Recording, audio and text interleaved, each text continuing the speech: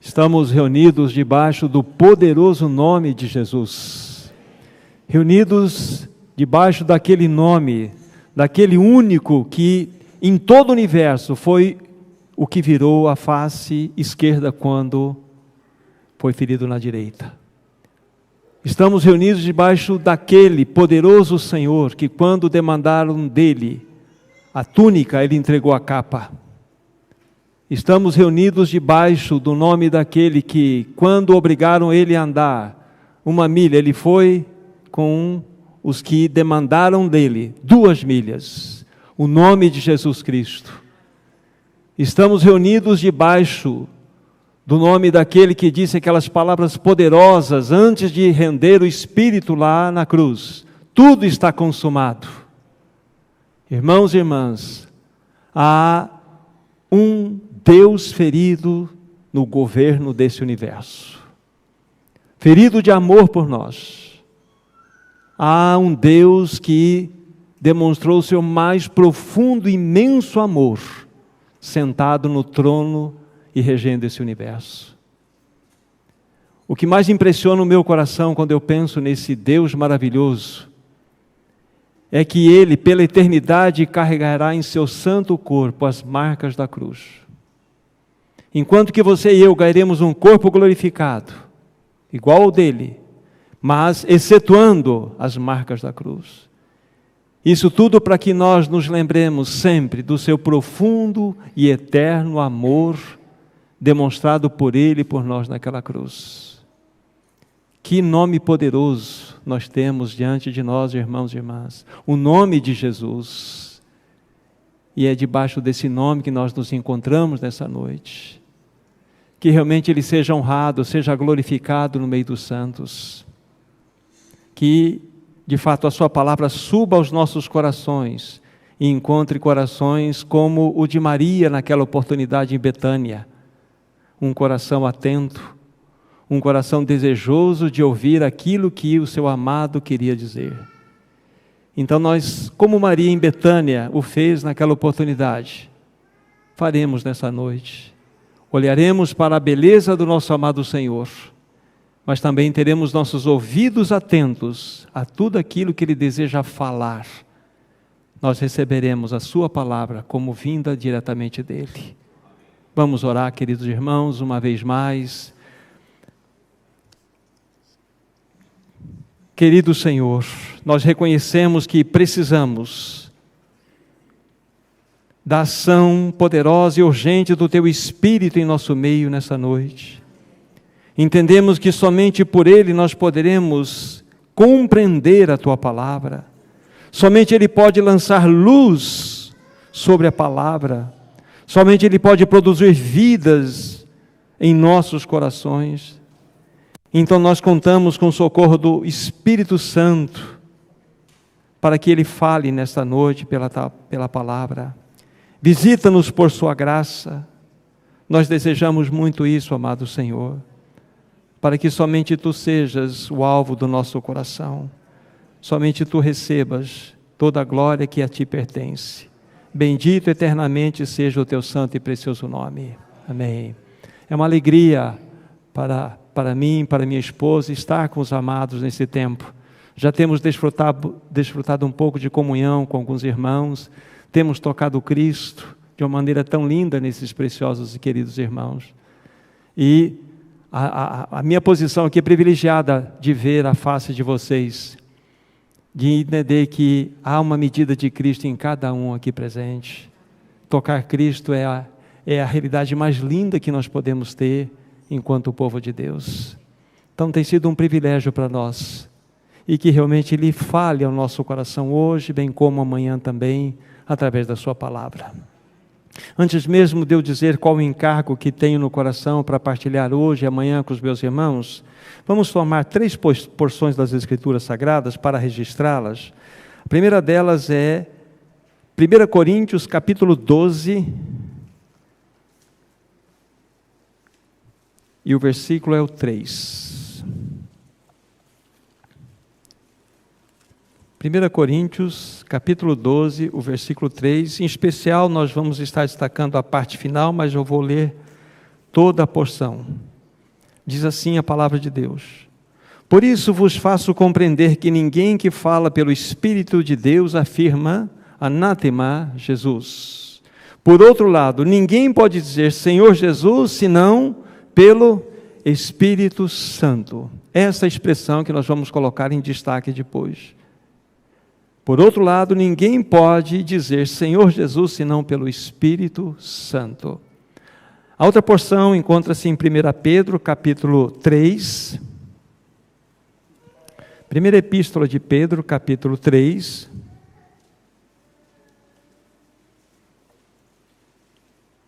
E o verso é o 15. A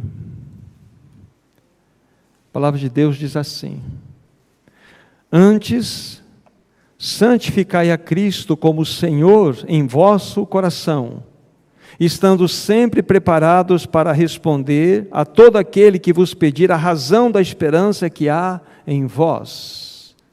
O ponto em destaque é: antes, santificai a Cristo como Senhor em vosso coração. E por fim, a última porção para o momento encontra-se no livro de Gálatas, capítulo 5. Gálatas, capítulo 5.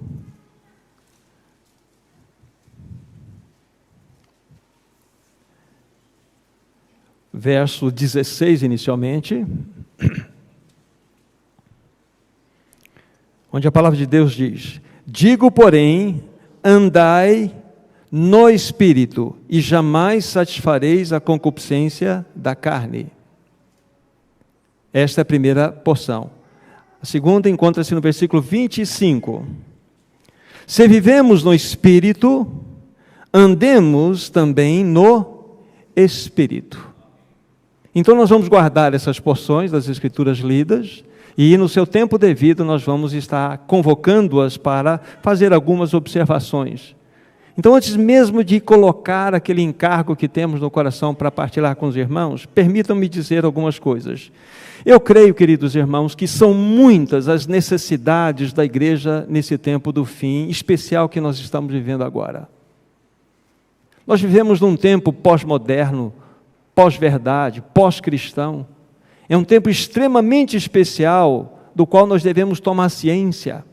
E são muitas as necessidades do povo de Deus, da igreja nesse tempo. É muito bem verdade que nós precisamos de realmente ter uma vida de consagração ao Senhor. Nós precisamos compreender claramente pelas Escrituras Sagradas o que significa negar a si mesmo, tomar a cruz e ir após o Senhor Jesus. Isso é uma necessidade que nós vemos que o povo de Deus tem. O povo de Deus precisa ser despertado também para um testemunho genuíno na sociedade em que vive. São necessidades reais que nós temos percebido no meio dos santos. Nós temos observado também uma outra necessidade, que é de nós compreendermos a respeito do senhorio, do encabeçamento de Cristo sobre o seu povo. Uma outra necessidade que nós temos visto clara, legítima no meio do povo de Deus, está relacionada com uma vida de separação deste mundo. O que vem a ser isto?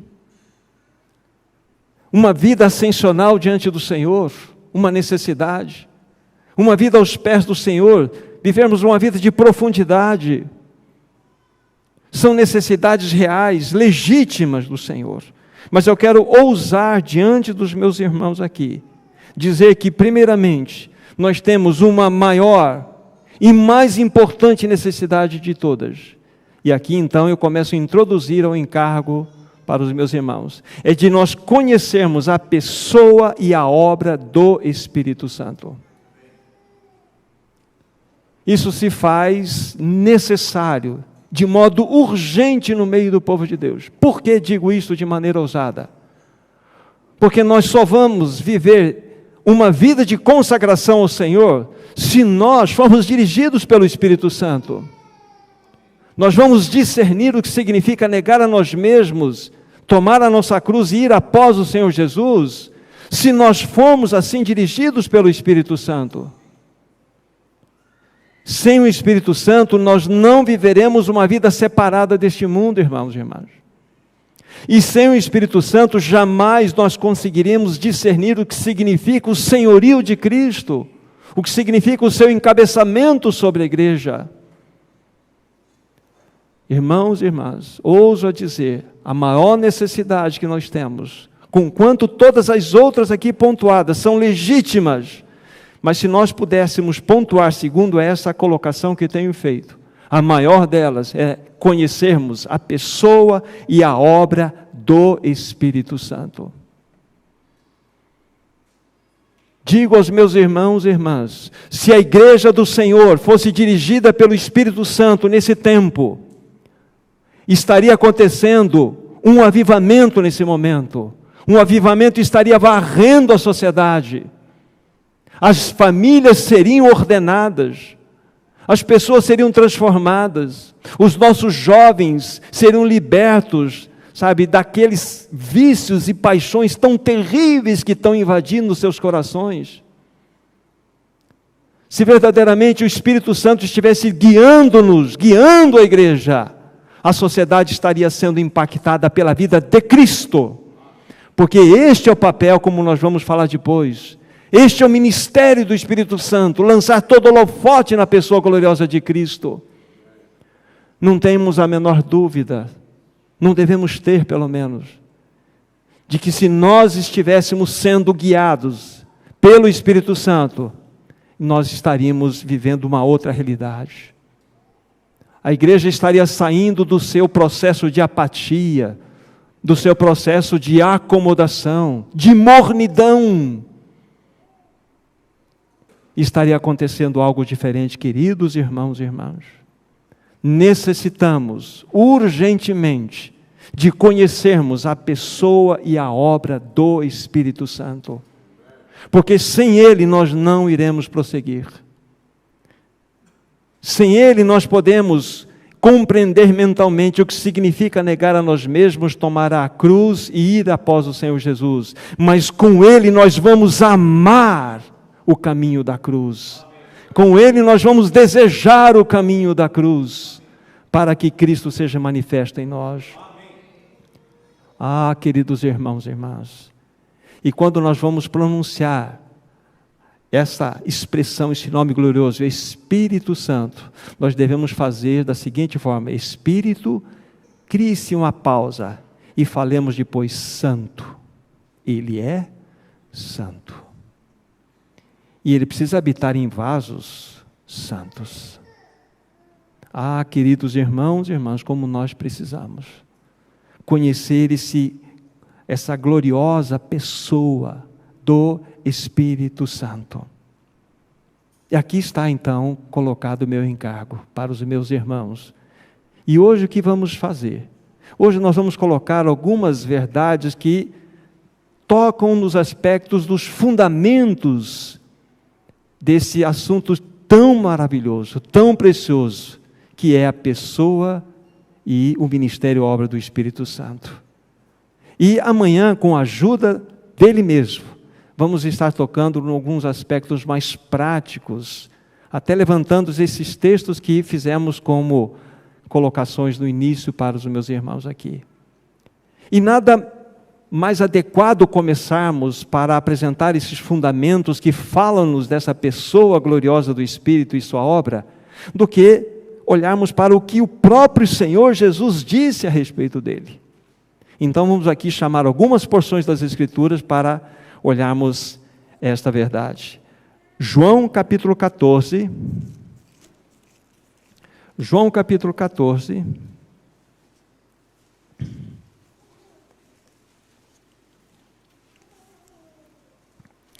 O verso é o 26. Então, o que estamos fazendo então a partir desse momento? Olhando nas Escrituras Sagradas aquilo que o próprio Senhor Jesus tem a nos falar a respeito da bendita terceira pessoa da Trindade, o Espírito Santo. Verso 26.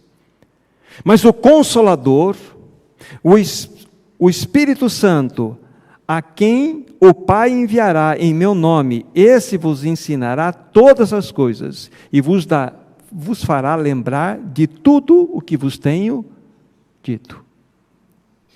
palavras do Senhor Jesus Cristo a respeito daquele a quem Ele enviaria. Ele diz assim, que o meu Pai enviará.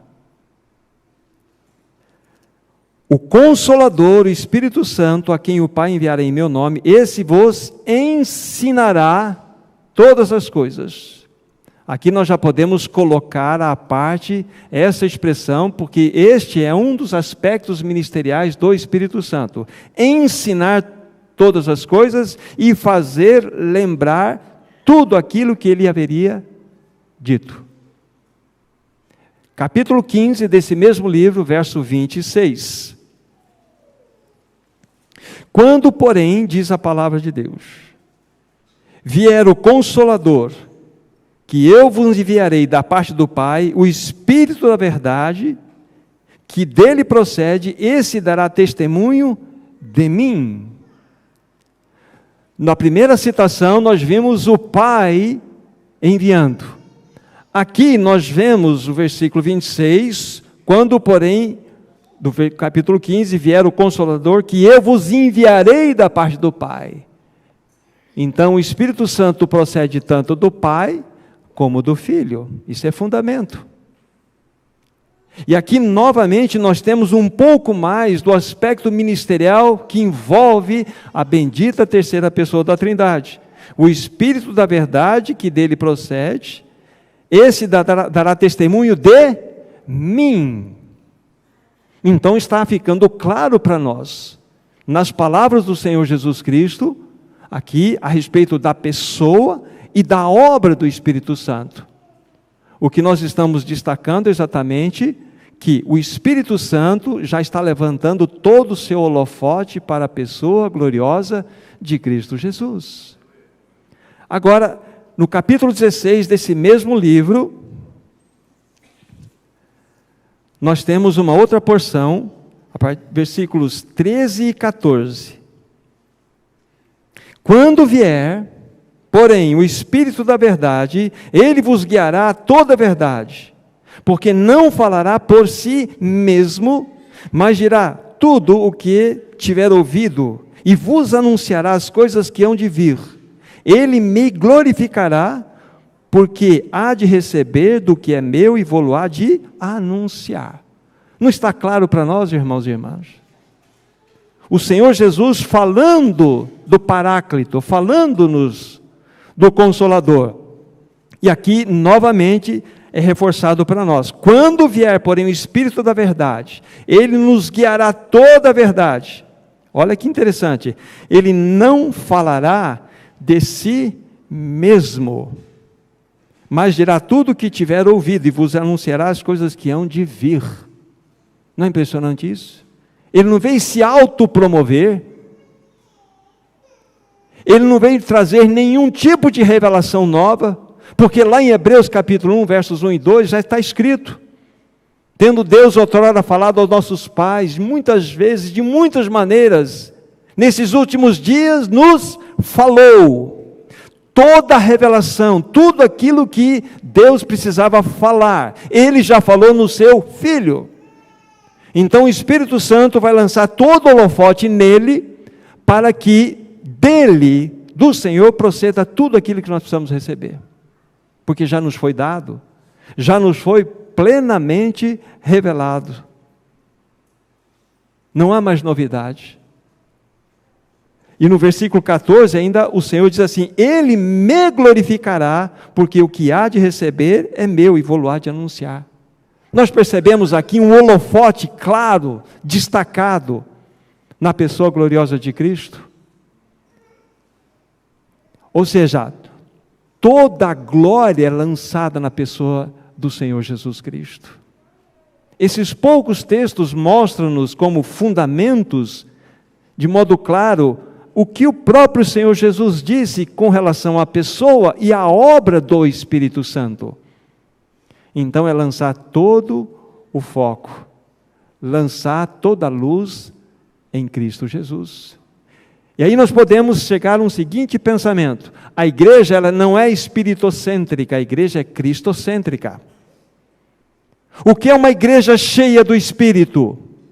É uma igreja que tem Cristo manifesto de maneira real, onde nós podemos tocar Cristo de modo real naquela igreja. O que é uma igreja cristocêntrica? É uma igreja 100% guiada pelo Espírito Santo. Então, a maior necessidade, tenho ousado a falar isto, nós como povo de Deus temos, nesse tempo tão especial que estamos vivendo, é de conhecermos a pessoa gloriosa do Espírito Santo, bem como também o seu ministério. E já estamos vendo os destaques do seu ministério. Ele não chama atenção para si. Ele lança toda a atenção na pessoa gloriosa de Cristo Jesus. O que é um irmão, uma irmã cheio do Espírito? É um irmão, uma irmã onde nós podemos tocar Cristo.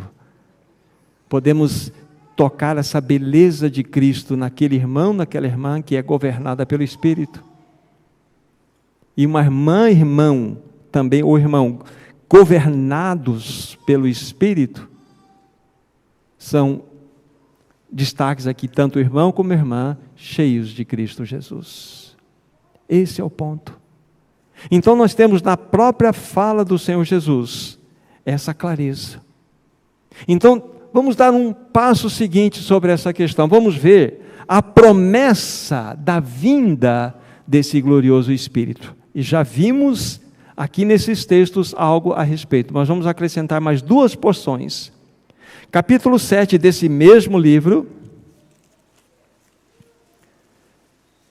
capítulo 7 do Evangelho de João, versículos 37 a 39. A palavra de Deus diz assim: no último dia, o grande dia da festa, levantou-se Jesus e exclamou: se alguém tem sede, venha a mim e beba. Quem crer em mim, como diz a Escritura, do seu interior fluirão rios de água viva. Isto ele disse com respeito ao Espírito que haviam de receber os que nele crescem, pois o Espírito até aquele momento não fora dado, porque Jesus não havia sido ainda glorificado. Então nós temos aqui da palavra do Senhor uma outra descrição onde nós podemos identificar uma promessa da vinda do glorioso Paráclito, do Espírito Santo. Olha como o texto é claro: se alguém tem sede, venha a mim e beba. A única fonte que sacia, o único manancial que sacia a nossa sede é o Senhor Jesus, não é outro, é Ele. Mas na sequência, é interessante, quem crer em mim, como diz a Escritura, porque Ele é a fonte de todo saciar da nossa sede, mas quem crer em mim, do seu interior fluirão rios de água viva. Esse fruir, essa manifestação, está relacionada com o ministério do Espírito Santo. Isto ele dizia, referindo-se, como ele disse aqui nas Escrituras, a respeito do Espírito, porque ele não havia sido dado ainda, porque Jesus não tinha sido glorificado. E nós bem sabemos, na continuação dessa maravilhosa história, quando o Senhor Jesus Cristo, ele então, depois de ter passado aquele período pós-ressurreição entre seus discípulos, ele é levado aos céus, ele é exaltado, ele é glorificado, ele entra naquele ambiente puro de santidade, juntamente com o Pai. Então ele envia o Espírito Santo. E ali, então, no Pentecostes, o Espírito Santo vem sobre aqueles 120 irmãos, que anteriormente à vinda do Espírito Santo eram indivíduos, 1, 2, 3, 4, 120 irmãos aproximadamente. Mas a partir do momento que o Espírito Santo veio sobre eles, eles eram muito mais do que indivíduos, eles se tornaram membros um do outro, porque ali nasceu a igreja. Ali nasceu a igreja. E que o bendito Espírito Santo veio trazer a realidade do cabeça exaltado, Cristo Jesus.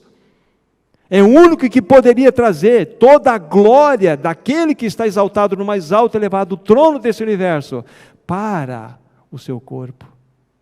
Então o Espírito Santo, ele trouxe essa realidade porque Cristo foi glorificado. Vocês já pensaram uma coisa? Nenhum anjo, por mais elevado que seja, por mais poderoso que seja, ele pode dizer: Cristo é minha vida. Mas você pode? Você pode. Cristo é a minha vida. Ele habita em mim. E os anjos que servem aquele e glorifica aquele 24 horas por dia, o fazem com todo o coração, mas não podem dizer: Cristo é minha vida. Você pode. Nós podemos. Já pensou? Deus habita em você. Como nós temos, vamos ver o desenrolar da situação, mas a Bíblia fala que nós somos santuário, tanto coletivo, né, santuário de Deus, como individualmente somos santuário de Deus. Ele habita em nós pessoalmente, mas habita em nós coletivamente no seu Espírito. É glorioso. Então essa passagem nos mostra claramente que, juntamente com as outras que nós lemos, há uma promessa da vinda do Espírito. Ele já veio, porque Cristo já foi glorificado. Ele já foi glorificado. Então Ele habita na igreja, Ele habita em nós. Agora, onde está, onde encontra-se a expressão desse glorioso Paráclito? Por que nós não estamos refletindo Cristo adequadamente? Por que o nosso testemunho não tem sido como deveria ser? Algo precisa ser pensado sobre isto. E o que estamos fazendo hoje é simplesmente estabelecendo esses fundamentos que nós já conhecemos. Mas para entender a perspectiva, lógico, diretamente do Senhor Jesus, como estamos vendo, das Escrituras Sagradas, quem é essa pessoa gloriosa e qual o seu ministério fundamental. Vamos pegar uma outra passagem nesse mesmo Evangelho, capítulo 14 agora de João. Já estivemos há pouco ali, mas vamos ver uma outra porção. É o capítulo 14, a partir do versículo 16.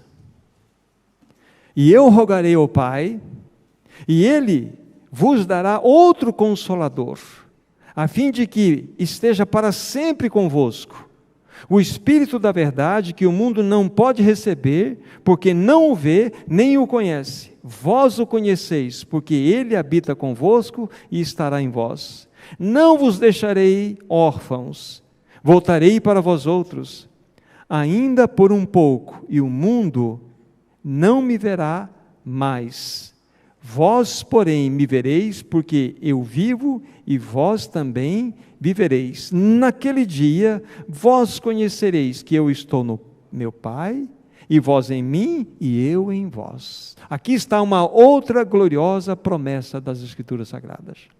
O Senhor Jesus está dizendo aos seus discípulos, e é interessante pensarmos rapidamente sobre isso, que a porção reservada nas Escrituras aqui, até pelo próprio Senhor Jesus, para falar desses assuntos, é uma porção elevada.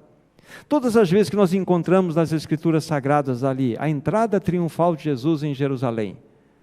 Então nós temos os evangelhos relatando. E particularmente o Evangelho de João, quando ele fala isso, se você for olhar percentualmente, João vai dedicar 46% de todo o livro só para falar da última semana de Jesus, que compreende a entrada triunfal dele até a sua prisão, julgamento e morte. Então nós temos aqui, do capítulo 12 de João, uma porção até o seu final, a história de uma semana, né? Contando aspectos da ressurreição também. Então, a importância desse assunto e como o Senhor Jesus tratou disso aqui. Apenas uma observação para vermos esse detalhe. Mas aqui nesse ponto, Jesus está dizendo, eu rogarei ao Pai e Ele vos dará outro Consolador. Por que outro? Porque um já existe. É Ele mesmo. Ele, o Senhor, que estava junto dos seus que o consolava, né? A fim de que esteja para sempre convosco. Agora, antes de ir adiante um pouco com o pensamento, pensemos um pouco nessa palavra outro que aparece aqui. Ela é muito importante para nós. Essa palavra me permitam aqui, só para fazermos a distinção depois, lá no seu original, é allos, que significa distinto ou diferente, mas com uma observação, da mesma natureza. Essa mesma palavra outro, quando é aplicada, por exemplo, no Mateus capítulo 6, verso 24, onde nós temos lá uma porção que diz assim: ninguém pode servir a dois senhores, porque ou há de amar ou devotar mais a um e aborrecer o outro. Ali aparece a palavra outro. E ali é um outro significado, héteros, que é distinto ou diferente, porém de uma natureza diferente.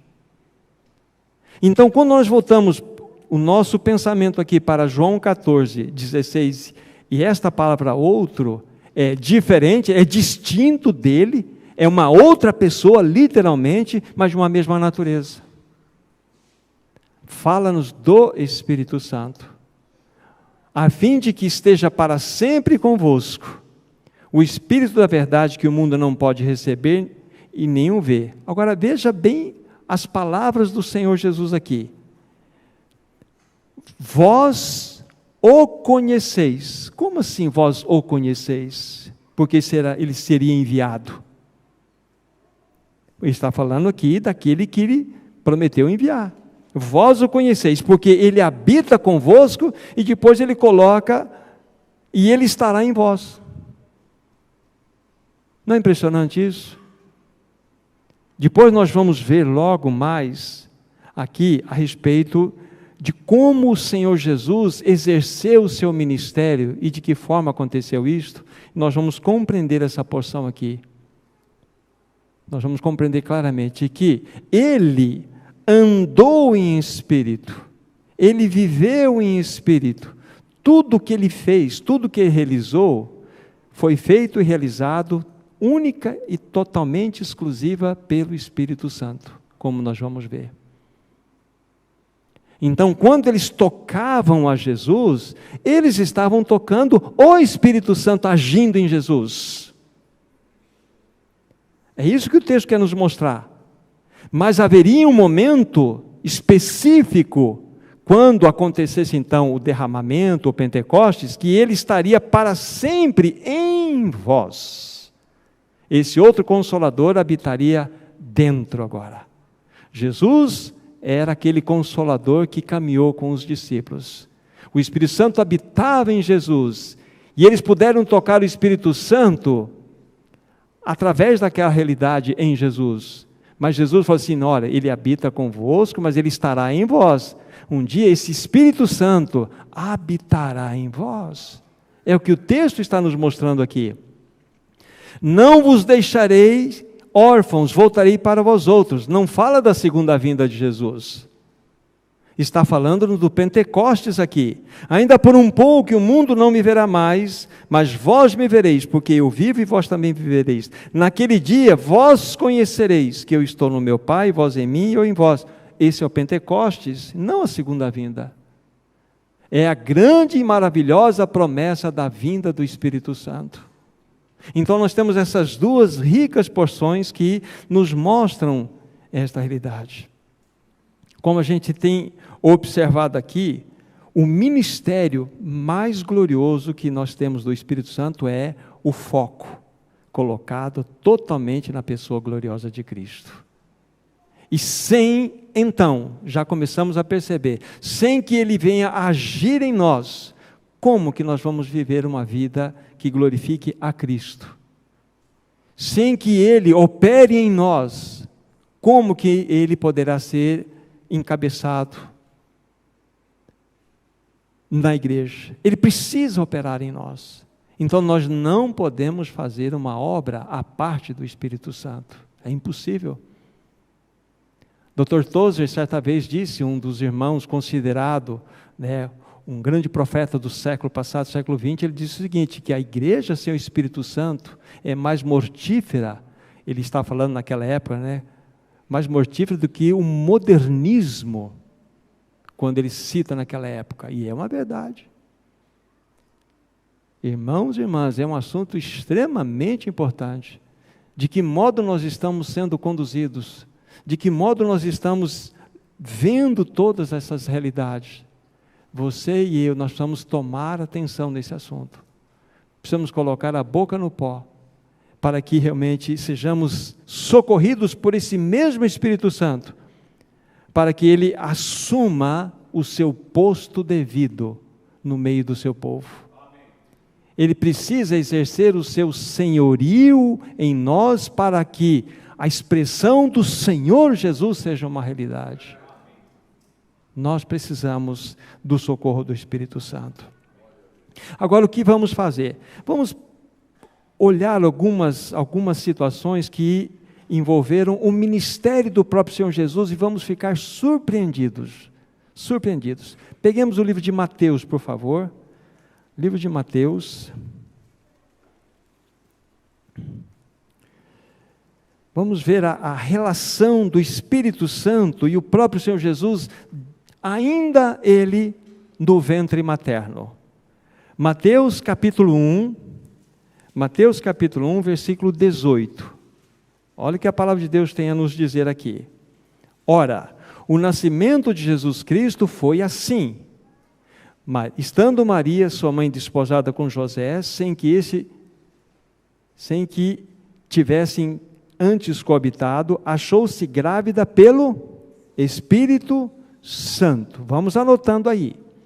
Nós estamos agora falando da relação do Espírito Santo com o Senhor Jesus. E aqui nós vimos já no ventre que ela achou-se grávida pelo Espírito Santo. Versículo 20.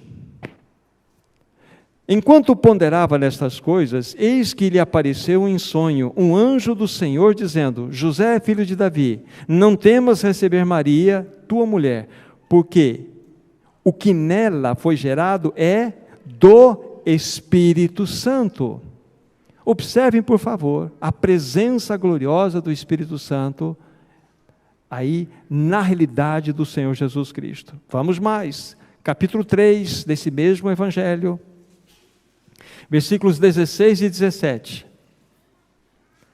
Batizado Jesus, saiu logo da água, e eis que se lhe abriram os céus, e viu o Espírito de Deus descendo como pomba vindo sobre ele. E eis que uma voz dos céus que dizia: Este é o meu Filho amado, em quem me comprazo. Então nós temos uma outra realidade no batismo de Jesus. O Espírito Santo veio sobre ele em forma de pomba. Você percebe? Desde o seu nascimento, ela achou-se grávida pelo Espírito, o que dele será gerado é do Espírito. Aqui vem ele, é batizado no Espírito. Então agora ele vai iniciar o seu ministério. Bem pertinho de nós estamos, vamos ver na sequência de textos. Estamos em Mateus, capítulo 4, versículo 1. A seguir, foi Jesus levado pelo Espírito ao deserto para ser tentado pelo diabo.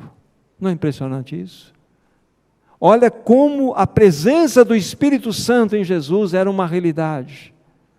E nós vamos ver situações mais pontuais aqui, mais claras para nós. Vamos pegar o texto correlato desse evangelho, que está em Lucas, por favor. É o mesmo capítulo, o capítulo 4, o versículo 1. É o mesmo relato na perspectiva de Lucas agora. Lucas 4, verso 1. Jesus, cheio do Espírito Santo, voltou do Jordão e guiado pelo mesmo Espírito no deserto. Aí durante os 40 dias, sendo tentado pelo diabo, nada comeu naqueles dias, ao fim dos quais teve fome. Estamos observando aqui, irmãos e irmãs, Jesus, cheio do Espírito Santo, ele voltou ao Jordão e foi guiado pelo mesmo Espírito no deserto. Olha a presença gloriosa do Espírito na vida do Filho de Deus, do nosso amado Senhor Jesus. Como é presente. Agora, apenas algo à parte do que estamos colocando para os irmãos. Nós pensamos que uma pessoa, quando ela ser cheia do Espírito, for plenificada do Espírito, ela vai para um oásis, vai ser levada para um lugar de descanso, mas ela é levada para ser preparada pelo Senhor. Jesus, cheio do Espírito, ele é levado ao deserto para sofrer as mais duras provas, mais duras tentações, inimagináveis até por nós.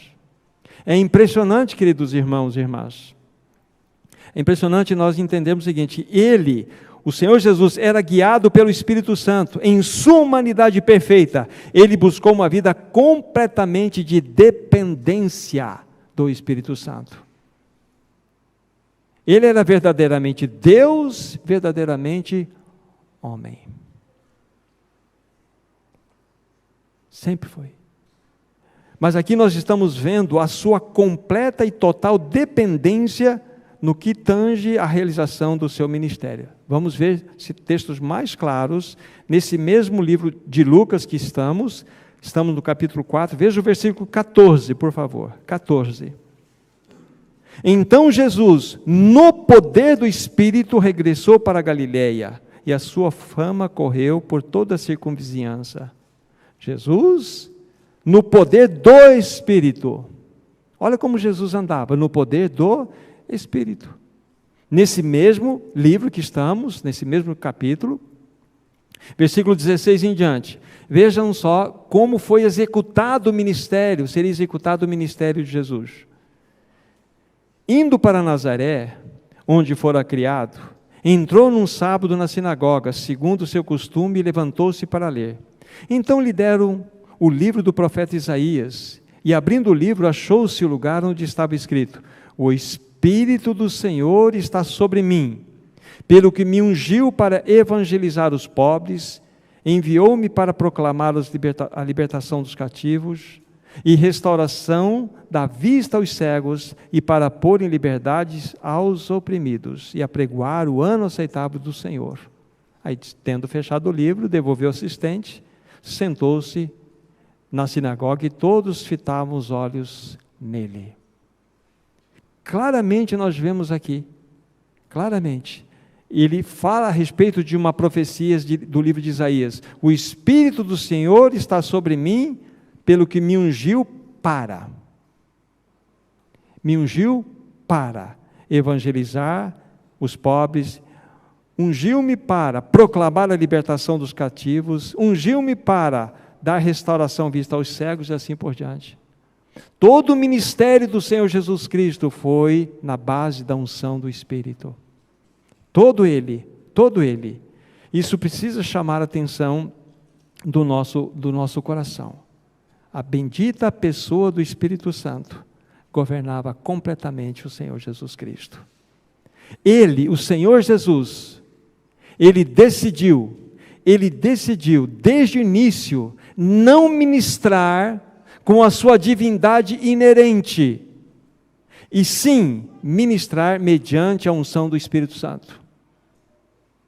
Isso é muito importante. Ele decidiu a não ministrar com a sua divindade inerente, era dele, ele é Deus, mas ele decidiu, como verdadeiramente homem, 100% homem, viver uma vida de total dependência, e para que isso fosse uma realidade, ele então escolheu viver uma vida de completa dependência do Espírito Santo, viver mediante a unção do Espírito Santo. Isso é glorioso para nós, isso nos ensina muito, mas não acabou, temos mais porções aqui para mostrar aos irmãos. Atos dos Apóstolos, capítulo 10.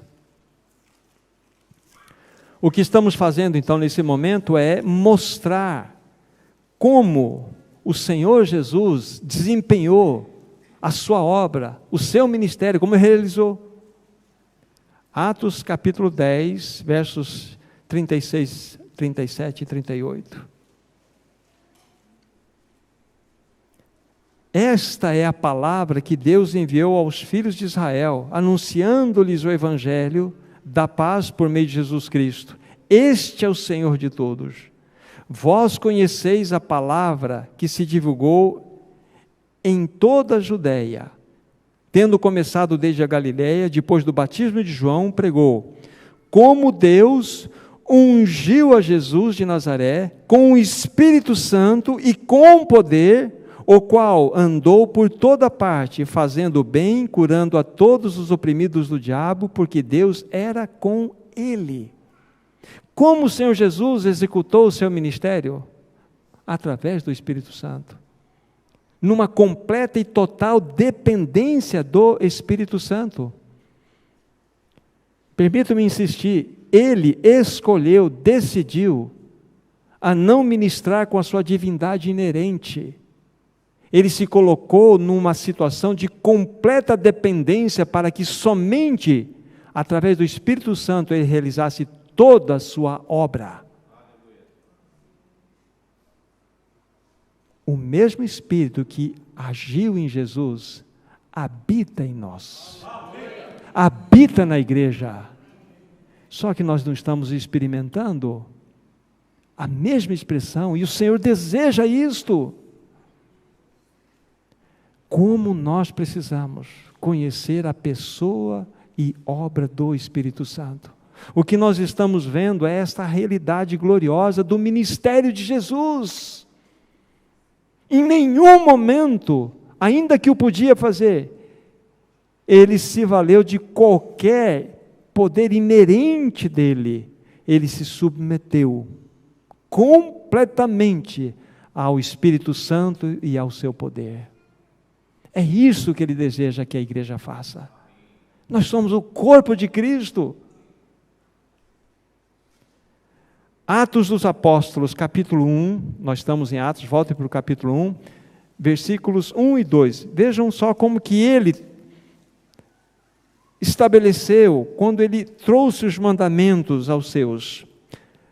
Atos 1 e 2. Escrevi o primeiro livro, ó Teófilo, relatando as coisas que Jesus começou a fazer e ensinar, até o dia em que, depois de haver dado mandamentos por intermédio do Espírito Santo aos apóstolos que escolhera, foram elevados às alturas. Como ele trouxe os mandamentos aos discípulos, aos apóstolos? Pelo Espírito Santo. Pelo Espírito Santo. Não é claro para nós? Isso é maravilhoso, como precisamos conhecer a pessoa e a obra do Espírito Santo. Infelizmente, muitas vezes, por uma situação de ignorância, nós podemos estar classificando a Trindade de maneira hierárquica. O Pai num patamar, o Filho um pouco mais abaixo, o Espírito Santo mais abaixo ainda. Mas isso é uma heresia. Pai, Filho e Espírito Santo são, na realidade, a expressão de um Deus único, indivisível, que subsiste em três pessoas distintas, que vivem em absoluta e perfeita comunhão, mas são distintos, tendo seus mais diversos ministérios e ações, mas são um. É um mistério para nós, mas são pessoas distintas. Nós não podemos tratar o Espírito Santo como uma força, como uma energia. Ele é uma pessoa, ele é Deus. E como nós iremos executar a obra do Senhor nesse tempo sem a ajuda do Espírito Santo? Aliás, nós estamos vivendo a dispensação da graça, mas também é conhecida como a dispensação do Espírito. Virá a do reino, mas nós estamos na dispensação do Espírito. Mas nós não temos dado um lugar adequado a Ele no meio da Assembleia. Nós precisamos que Ele mesmo nos socorra. E se Ele achar caminho em nosso coração, Ele vai se expressar. Nós vamos largar nossas fórmulas, nossos jeitos, nossas maneiras, e Ele vai falar: este é o caminho, andai por ele. E o caminho é sempre voltado para Cristo, Cristo, Cristo, Cristo. O que Ele vai fazer no nosso meio, se não manifestar Cristo? Ele revela Cristo. Esse é o seu grande e maravilhoso ministério. Glorificar a Cristo Jesus. Mas nós precisamos dar um lugar de preeminência a Ele. Ele precisa ocupar o lugar no nosso coração. Porque é só Ele que pode dar aquelas realidades tão lindas e necessárias que lá na introdução nós falamos sobre elas. Só Ele vai nos levar a uma vida de consagração ao Senhor. Só Ele vai nos levar a uma vida ascensional. Só Ele, porque Ele vai nos conduzir a Cristo. Como precisamos desse Paráclito maravilhoso agindo em nós. Vamos pegar mais uma porção, livro de Hebreus, capítulo 9. Capítulo 9, versículo 14.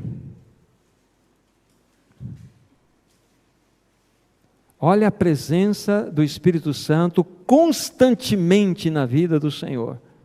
Muito mais, repetindo Hebreus 9, verso 14, muito mais, o sangue de Cristo, que pelo Espírito eterno, a si mesmo se ofereceu, sem mácula a Deus, purificará nossa consciência de obras mortas para servirmos ao Deus vivo.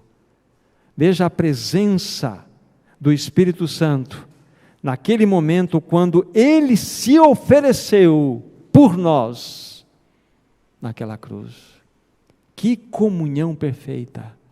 Então nós vemos o ministério do Senhor Jesus, todo ele, desenvolvido única e exclusivamente através do Espírito Santo. Nós ousaremos tomar outro caminho como seu corpo, o corpo de Cristo? Não podemos. Então por que nós não estamos experimentando, sabe, um movimento de vida, claro, que as pessoas podem tocar?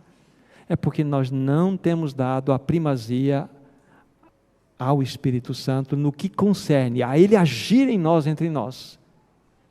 Insisto, o que Ele vai fazer é lançar luz sobre Cristo, luz sobre Cristo. Ele não se autopromove, Ele não tem nenhuma revelação nova para nós, porque já foi dado tudo em Cristo.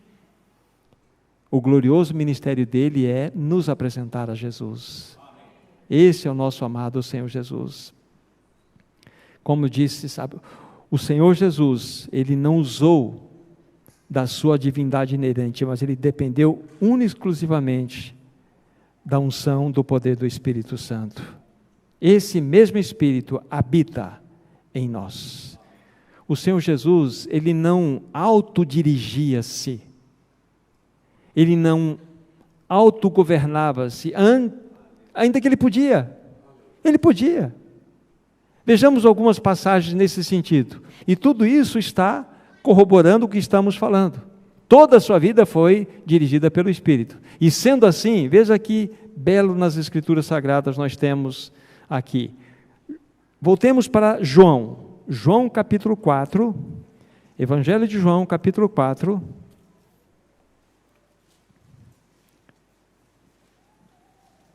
versículo 34, João 4, 34. Disse-lhes Jesus: a minha comida consiste em fazer a vontade daquele que me enviou e realizar a sua obra. O que dava prazer, o que realmente gerava essa alegria no coração do nosso amado Senhor. Ele diz assim, olha, uma comida representando o meu prazer, aquilo que realmente toca profundo o meu coração, consiste em fazer a vontade daquele que me enviou. Isso ele o fazia, a vontade daquele que enviou do seu Pai, na dependência completa do Espírito Santo. Vamos pegar uma outra passagem para vermos esta beleza. Capítulo 5 desse mesmo livro, João, versículo 19. Então lhes falou Jesus: em verdade, vos digo, que o Filho nada pode fazer de si mesmo, senão somente aquilo que vir fazer o Pai, porque tudo o que este fizer, o Filho também semelhantemente o faz. Nós percebemos algo glorioso aqui. Veja a vida de completa dependência desse Senhor maravilhoso. Como eu estava dizendo, Ele não autodirigia-se, Ele não se autogovernava, e Ele podia fazer, mas Ele viveu uma vida de completa submissão ao seu Pai, pelo Espírito. Nesse mesmo livro, nesse mesmo capítulo que nós estamos, um outro verso, verso 30, só para enchermos mais dessa verdade: eu nada posso fazer de mim mesmo. Veja quem está falando isso, é o Criador do universo. Eu nada posso fazer de mim mesmo. Na forma porque ouço, julgo. E o meu juízo é justo porque não procuro a minha própria vontade, sim a daquele que me enviou. Que Senhor maravilhoso nós temos. Esse é um Senhor maravilhoso. Um verdadeiro escravo de amor. É o que devemos ser. Nós devemos aprender com esse nosso amado Senhor, olhando da maneira como Ele conduziu todo o seu viver, na dependência do Espírito, e devemos fazer o mesmo, realizar a obra no Espírito, pelo Espírito. Aí Cristo será honrado, Cristo será glorificado em nosso meio. Mais uma passagem, capítulo 6 desse mesmo livro, versículo 38, dentro dessa mesma realidade. Veja como Jesus insistiu nisso para nós. Porque eu desci do céu não para fazer a minha própria vontade, sim a vontade daquele que me enviou. Impressionante isso. Tinha algum problema com a vontade de Jesus, irmãos e irmãs? Absolutamente nada. A vontade dele era absolutamente santa, perfeita. Mas ele curvava-se diante da vontade do seu Pai, não a minha vontade, mas a vontade do meu Pai. Quando nós vemos a Trindade, nós vemos uma beleza tão grande, nós vemos um princípio ali, que é o princípio da cruz agindo. O princípio da cruz agindo. Nós, numa das passagens que nós lemos do livro de Mateus, quando o Espírito Santo veio em forma de pomba sobre Jesus, então uma voz rasgou o céu e veio sobre a terra, diz assim: este é o meu filho amado, a ele ouvi. Ele vai repetir essas palavras no Evangelho de Mateus mesmo, capítulo 17, em quem tenho todo o meu prazer, a ele ouvi.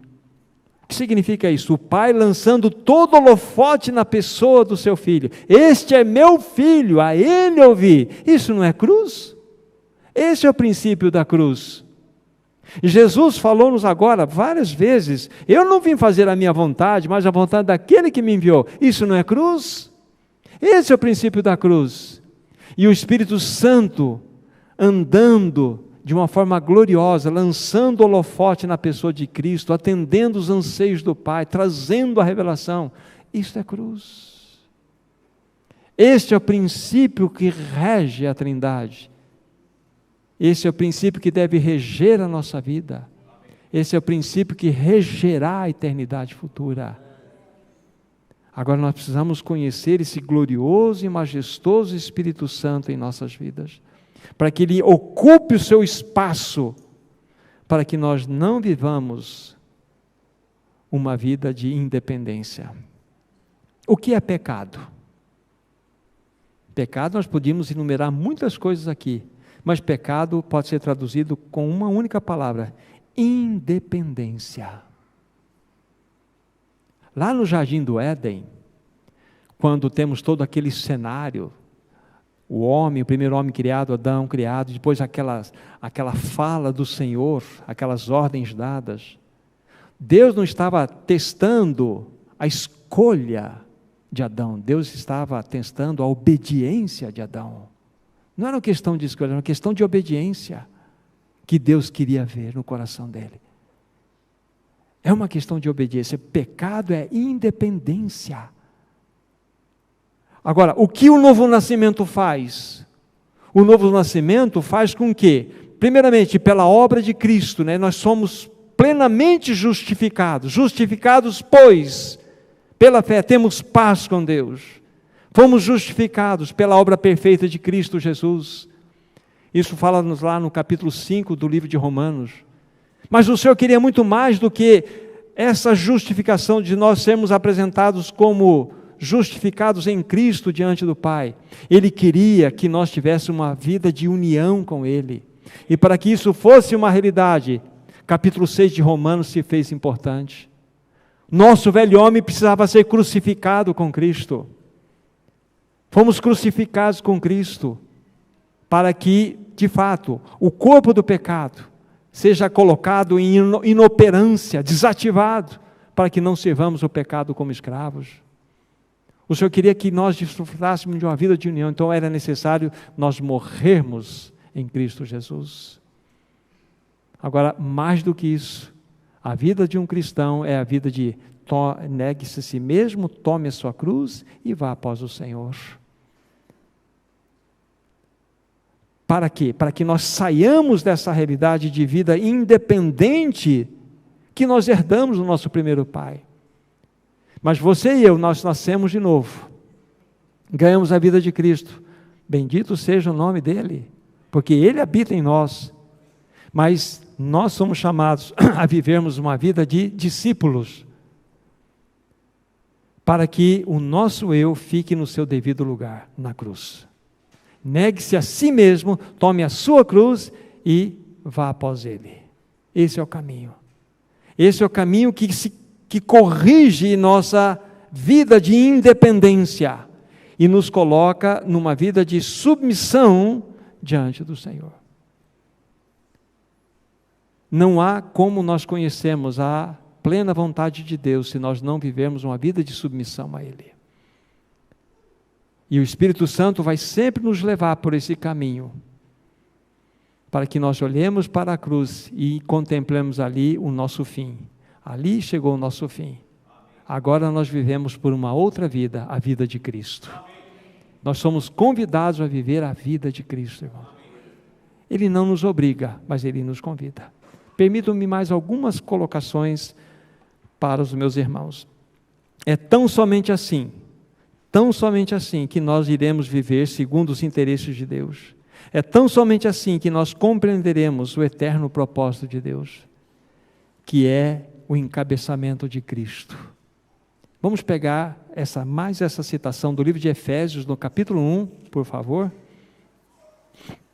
Efésios capítulo 1, versículos 9 e 10.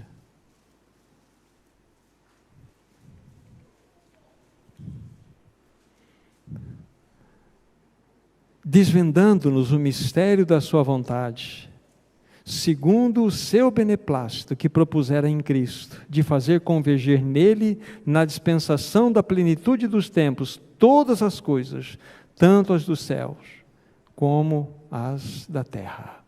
Aqui está algo extremamente precioso para nós.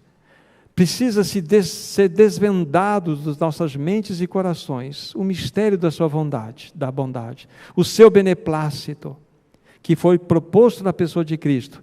O que tudo isso quer dizer? De fazer convergir. E aqui está uma palavra importante. Com certeza os meus irmãos já estudaram sobre essa palavra, convergir. É uma palavra que no seu original ela é tão estranha que é fácil de decorar. Anakephalaiosastai. Anakephalaiosastai é uma palavra que ela é composta de duas outras palavras. Ana é uma preposição para, em direção a. E kephalaiosastai, a terminação sastai é a terminação, a conjugação, mas vem de kephalel, que é a cabeça. Então todo esse texto quer nos dizer o seguinte, que todas as coisas devem ir em direção ao cabeça, Cristo Jesus. É isso que significa convergir. É ir em direção ao cabeça. Esse é o grande e maravilhoso eterno propósito de Deus. Para que nós vivamos em torno de tudo, dele sempre. Não há nada, absolutamente nada existe no universo que não fora criado, que não fosse criado para a glória de Cristo. Quando Deus criou todo esse universo, foi por Ele, em Cristo, por intermédio dEle e para Ele. Quando nós enxergamos aquelas situações mais estranhas e interessantes do fundo do mar, aquelas vidas mais esquisitas, como se fossem arvorezinhas com um olho só, mexendo por lá. Por que aquilo lá foi criado? Para manifestar um aspecto da glória de Cristo. Cada detalhe da criação, das bilhões e bilhões de galáxias criadas, estrelas e assim por diante. Tudo foi criado por Ele, por meio dEle, para Ele. Nós também. E Ele quer que nós partilhemos isto com Ele. Ele quer que nós Ele quer dividir isto conosco. Isso é maravilhoso. E uma última porção, capítulo 3 desse mesmo livro, versículo 10. Para que, pela igreja, a multiforme sabedoria de Deus se torne conhecida agora, dos principados e potestades nos lugares celestiais. Que promessa gloriosa envolve a sua vida, a sua vida, a sua vida, a nossa vida. É pela igreja. Não é pela pessoa de Jesus, ainda que gloriosa é, mas Ele dividiu isto conosco, para que, pela igreja, a multiforme sabedoria de Deus se torne conhecida. Nós estamos envolvidos nesse projeto. Que Senhor glorioso nós temos. Mas para que todas estas realidades subam, cresçam, tragam sentido ao nosso coração, se faz necessário conhecermos o bendito e glorioso Espírito Santo. Só Ele pode nos conduzir. Só Ele pode nos revelar esse Senhor, Cristo maravilhoso. O que fizemos hoje, irmãos e irmãs, por essa noite? Nesse aspecto, era exatamente um anseio de colocar, na medida do possível, esses fundamentos, em especial, a respeito da pessoa e obra do Espírito Santo. E um destaque que nós fizemos foi exatamente no ministério que Jesus realizou na completa e total dependência do Espírito Santo. Com a ajuda do Senhor, permitindo Ele amanhã, então nós vamos dar um passo a mais, olhando os aspectos mais práticos que envolvem a nossa resposta nessa situação. O mesmo Espírito que operou em Jesus está em nós. Está em nós. Que gloriosa verdade e revelação é esta? Ele precisa encontrar espaço, e nós precisamos dar esse espaço. Então toda a glória e honra sejam dadas a Cristo Jesus. Toda a glória e honra sejam dadas a esse Senhor maravilhoso. E que o Espírito Santo encontre caminhos em nossos corações, para que vivamos vidas que glorifiquem a Cristo Jesus, o amado da nossa alma. Bendizemos o Teu nome, Senhor. Obrigado porque Tua palavra fala ao nosso coração. Nós desejamos sim que o Espírito Santo nos governe. Nós reconhecemos que temos pecado nessa circunstância, nessa situação. Nós temos andado pelos nossos próprios caminhos. Nós confessamos isto, Senhor. Mas nós queremos que o Espírito Santo assuma a sua posição, o seu posto em nossas vidas. Nós queremos, tanto individual como coletivamente, sermos governados pelo Espírito Santo, para que Cristo seja honrado. Ah, Senhor, fala aos nossos corações, dispensa a Tua palavra, Senhor. Nós pedimos isso no glorioso e poderoso nome de Jesus. Amém, Senhor. Amém.